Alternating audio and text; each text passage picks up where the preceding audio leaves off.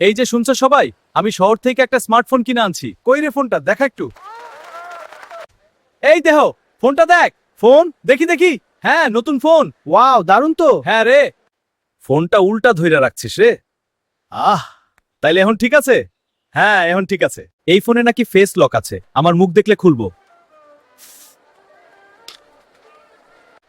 কি ব্যাপার, ফোন খুলছে না কেন?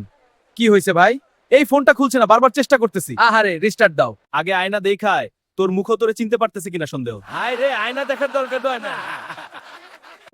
সবজি কাটছি, একটু তাড়াতাড়ি করতে হবে, প্রায় হয়ে গেল।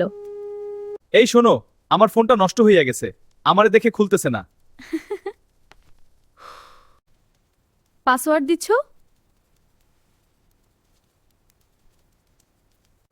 হ্যাঁ, দিচ্ছি 1 2 3 4।